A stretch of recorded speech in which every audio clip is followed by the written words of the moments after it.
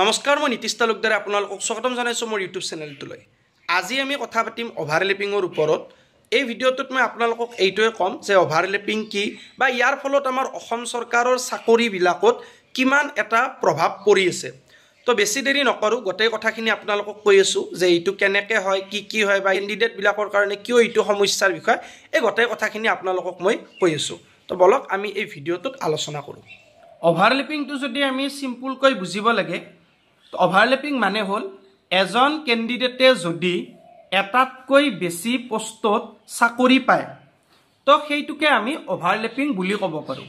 কাৰণ যেতিয়া কেণ্ডিডেট এজনে এটাতকৈ বেছি পোষ্টত চাকৰি পায় তেওঁ যিকোনো এটা পোষ্টতহে জইন কৰিব পাৰে, যাৰ ফলত অন্য যিটো পোষ্টত তেওঁ পাছ কৰিছিল সেই পোষ্টটো খালী ৰৈ থাকে আৰু তাত কোনো বেলেগ মানুহে চিট নাপায়।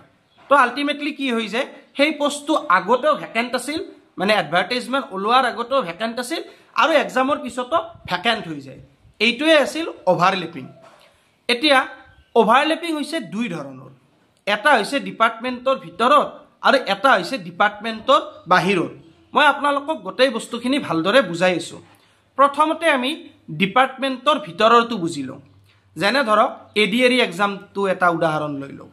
তো ADARত কি হৈছে, বহুতটা ডিপাৰ্টমেণ্ট একলগ কৰি এক্সামটো উলিওৱা হৈছে গ্ৰেড 3 আৰু গ্ৰেড 4ৰ কাৰণে। এতিয়া ধৰা হ'ল এজন কেণ্ডিডেটে ADAR গ্ৰেড 4ৰ মেট্ৰিক পাছটোত পাছ কৰিছে আৰু তেওঁ ভাইভাও দি আহিছে। লগতে তেওঁ ADAR গ্ৰেড 3ৰ যিটো ড্ৰাইভাৰ পোষ্ট আছিল তাতো পাছ কৰিছে আৰু স্কিল টেষ্ট দি আহিছে। এতিয়া ADAR 1ৰ ক্ষেত্ৰত, মানে যেতিয়া প্ৰথম ADARটো আহিছিল 2022-ত, তেতিয়া কি হৈছিল যে কেণ্ডিডেটজনে যদি দুয়োটা পৰীক্ষা দিছে আৰু যদি তেওঁৰ দুয়োটাতে পাছ কৰিছে তেতিয়াহ'লে তেওঁক দুখন এপইণ্টমেণ্ট দিয়া হৈছিল আৰু তেওঁৰ নিজা ইচ্ছা অনুসৰি তেওঁ যিকোনো এটা পোষ্টত জইন কৰিব পাৰিছিল। তেওঁ গ্ৰেড 4তো যাব পাৰে, গ্ৰেড 3তো যাব পাৰে। তাৰ ফলত কি হৈছিল, যিটো এটা পোষ্টত তেওঁ জইন নকৰিলে সেইটো খালী ৰৈ গৈছিল। এই প্ৰব্লেমটো ADAR 1ত হৈছিল, কিন্তু ADAR 2ত এইটো প্ৰব্লেম নহয়। এইটো ডিপাৰ্টমেণ্টৰ পৰা জনাই দিছে বা নটিচ আহিছে SLRCৰ পৰা যে এইটো অভাৰলেপিং ADAR 2ত নহয়। যদি কোনোবা এজনে দুয়োটাত পাছ কৰে তেওঁৰ গ্ৰেড পে অনুসৰি চৰকাৰে তেখেতক এটা পোষ্টে দিব। এইটো প্ৰব্লেমটো ADARত আমি দেখিবলৈ নাপাম। তো এইটো হৈছে ডিপাৰ্টমেণ্টৰ ভিতৰৰ অভাৰলেপিং, যাৰ ফলত কেণ্ডিডেটখিনিৰ সুবিধা হৈ যাব। কিন্তু এটা অভাৰলেপিং হৈছে যিটো ডিপাৰ্টমেণ্টৰ বাহিৰৰ অভাৰলেপিং। এইটো কিন্তু বহুত ডাঙৰ সমস্যা। চাওক, মই তিনিটা এক্সাম উদাহৰণ লৈ লওঁ, ADAR 2 আৰু TET 2 আৰু আছাম পুলিচটো। ধৰা হ'ল এজন ANMৰ ল'ৰা আছিল। ANMৰ ল'ৰাটোৱে বেচেলাৰ্ছ ডিগ্ৰী কৰিলে, বেচেলাৰ্ছ ডিগ্ৰী কৰি উঠি তেওঁ 2 বছৰ DLED কৰিলে, প্লাছ তেওঁ 1 বছৰীয়া কম্পিউটাৰ কোৰ্ছো কৰিছিল। তো এই ল'ৰাজনে কি কৰিলে, যেতিয়া চাকৰিৰ কাৰণে এডভাৰটাইজ আহিল তেওঁ ADARতো এপ্লাই কৰিলে, আছাম পুলিচতো কৰিলে আৰু লগতে যিহেতু তেওঁ DLED কৰা আছিল তো তেওঁ টিচাৰৰ কাৰণেও এপ্লাই কৰি দিলে। যেতিয়া এক্সাম দিলে গোটেইখিনি হৈ গ'ল ক্লিয়াৰ।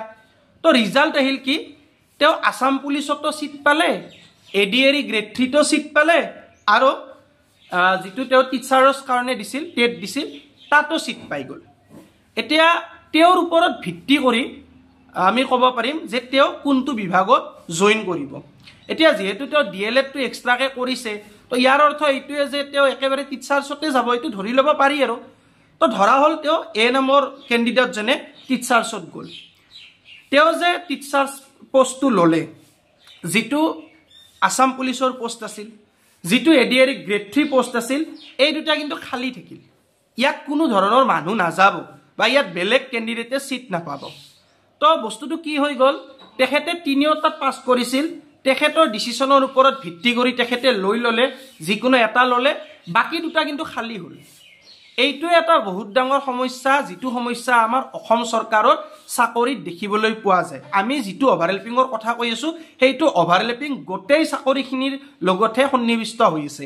এইটো হৈছে মেইন প্ৰব্লেমটো, যিটো প্ৰব্লেমৰ কথা বৰ্তমান সময়ত সকলোৱে কৈ আছে আৰু এই প্ৰব্লেমটো কি হৈছে কাৰণ আপোনালোক সকলোৱে জানে বিশেষকৈ কেণ্ডিডেটখিনিতো জানে যে আমাৰ অসম চৰকাৰৰ চাকৰিত কোনো ধৰণৰ সেকেন্ড লিষ্ট বা ওয়েটিং লিষ্ট নাথাকে আমাৰ এটা এক্সাম হ'ব এক্সামৰ ৰিজাল্ট দিব সেই ৰিজাল্টটো সকলে পাছ কৰিলে তেওঁলোকে এপইণ্টমেণ্ট পালে আৰু পিছত যদি পোষ্ট খালি থাকিল নাই যদি নাই যিখিনি পোষ্ট খালি থাকিব নেক্সট যেতিয়া এডভাৰটাইজমেণ্ট আহিব সেই এডভাৰটাইজমেণ্টত এইখিনি পোষ্ট আহি যাব এতিয়া ইয়াৰ ফলত কাৰ অসুবিধা হৈ আছে ইয়াৰ ফলত চৰকাৰৰো অসুবিধা হৈ আছে আৰু আমাৰ কেণ্ডিডেটখিনিৰো অসুবিধা হৈ আছে চাওক ADAR 1 যেতিয়া আহিছিল তাত 26000 পোষ্টৰ কাৰণে এডভাৰটাইজমেণ্ট ওলাইছিল তো 26000 পোষ্টৰ কাৰণে যেতিয়া ৰিক্ৰুইটমেণ্ট হৈ গ'ল তাত কিন্তু গোটেই 26000 পোষ্ট ফিল আপ হোৱা নাই তাত অলপ পোষ্ট অভাৰলেপিঙৰ কাৰণে ৰৈ গৈছে কাৰণ এনেকুৱা বহুত কেণ্ডিডেট আছে মই গ্ৰেড 4 টো কৈ লওঁ গ্ৰেড 4 ৰে এনেকুৱা বহুত কেণ্ডিডেট আছে যিবিলাকে 8টো পাছ কৰিছে